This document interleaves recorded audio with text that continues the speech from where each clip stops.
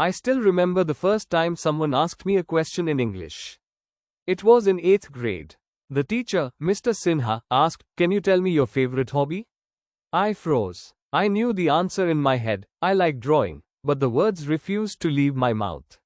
My classmate chuckled, and I just stood there, staring at the floor, cheeks burning. That day, I realized English wasn't just another subject. It was power, it was confidence, and it was missing from my life. But I didn't know then that years later, the very device I used to scroll memes and watch dance videos would become my greatest English teacher.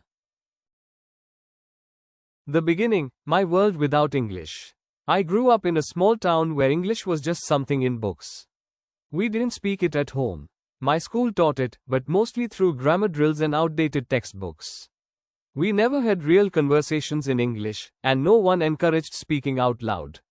I was good at many subjects, but English scared me. Long paragraphs, confusing rules, strange spellings, it all felt like a puzzle I couldn't solve. So, like many others, I memorized answers for exams but never understood the language. Speaking was out of the question. The turning point, my first smartphone. Everything changed the day I got my first smartphone. It was a second-hand Android, gifted by my elder cousin. I was thrilled, not for calls or texts, but because I could finally access YouTube, Facebook, and WhatsApp. At first, like every teenager, I used it for fun, watching funny videos, sharing memes, and chatting with friends. But something strange happened over time. I noticed how many videos were in English, and I wanted to understand them without subtitles. I hated missing jokes or skipping parts just because I couldn't catch the meaning. That was the beginning. YouTube. My first real teacher. I searched, "How to speak English fluently," on YouTube. Hundreds of results popped up. I clicked one randomly, "Daily use English sentences for beginners."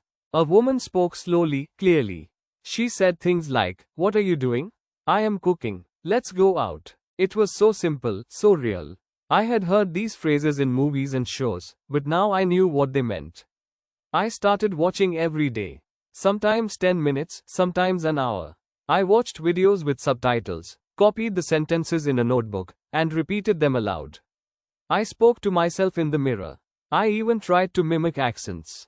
Slowly, I started understanding things in my favorite English shows without subtitles. I wasn't just watching anymore. I was learning. Facebook. From silent scroller to active learner. On Facebook, I found groups like Learn English Speaking and English Practice Room. These groups were full of learners like me, from India, Bangladesh, Africa, and even Europe. People asked grammar doubts, shared short stories, and practiced sentences. I was scared to post at first. What if I made a mistake? What if someone laughed? But then I saw someone post, "I wants to go market." A kind stranger replied, I want to go to the market." "Keep going, you are doing great." That reply touched me. This was a safe space. So, I posted, "Today I watched a movie. It was very nice." I got 3 likes and 2 comments correcting my grammar, politely. I felt happy, even proud. WhatsApp. Practicing with friends inspired, I started a WhatsApp group with 4 school friends who also wanted to learn. The rule was simple, only English. We didn't care about mistakes. We messaged, "How are you today? What you eat in lunch? I going to school now." It was broken, but it was beautiful. We even sent voice notes. At first, we laughed at how we sounded. But with time, our voices grew steadier, our sentences clearer. English wasn't something to fear anymore, it became something we played with. Instagram. Learning with reels and memes. One day, while scrolling through Instagram, I found a reel that changed my view of learning forever. It was just 30 seconds long. A girl acted out common English phrases like, "I'm starving," "I'm very hungry," "No worries," "It's okay," "That's lit," "That's amazing." I laughed, and I remembered. That's the magic of social media. You don't even realize you're learning. You are just having fun, and suddenly, you've picked up 5 new phrases without opening a book. I started following English pages. They posted word of the day stories, caption challenges, idioms explained with cartoons. My vocabulary exploded. Twitter, confidence in few words. On Twitter, I learned to be brief. Tweets are short, so people write with clarity. I followed accounts that posted grammar tips, short stories, and motivational quotes in English. I tried tweeting too, today is a beautiful day. I feel happy. Then, more complicated ones, learning English is like planting a tree. It takes time, but the fruit is sweet. People liked, commented, corrected me kindly. I felt seen. I felt understood. Podcasts, lives or real conversations.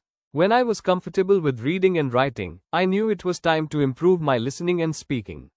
I downloaded English podcasts and listened while walking or doing chores. At first, I only caught 40% of the words. But I kept going. Then I joined Instagram lives of English coaches. I even asked questions in the chat.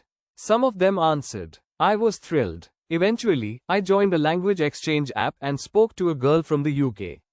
We talked about food, movies, and pets. It was awkward, but it was real. The mistakes, the laughter, the growth. I made silly mistakes. I am boring, instead of, I am bored. I cut my finger yesterday, now I am cutting, I meant bleeding. We laughed a lot, but I learned even more. Each error became a stepping stone. Each correction became a lesson. I started keeping a small notebook of mistakes and fixed them one by one. Measuring my progress. After 6 months, I recorded a video of myself speaking English. Hello, my name is Priya. I love to learn English. Today I will tell you about my routine. It wasn't perfect, but it was fluent. I watched an old video from the beginning of my journey. The difference made me emotional. I had grown. How English changed my life. English helped me write better essays, speak confidently in class, and even guide foreign tourists in my town. I applied for a scholarship and wrote the whole application in English, and I got it. Now, I help others online by posting English tips, just like the ones I used to follow.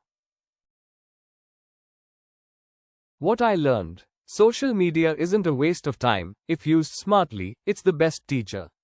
Practice beats perfection. Every day counts. It's okay to make mistakes. The key is to never stop trying. Confidence is built one sentence at a time. My advice to you. If you're reading this and struggling with English, start now. Don't wait for perfect grammar. Don't wait for classes. Your phone is your classroom. Social media is your teacher. Speak, watch, write, post, comment, repeat. One day, you'll look back and smile, just like I am right now.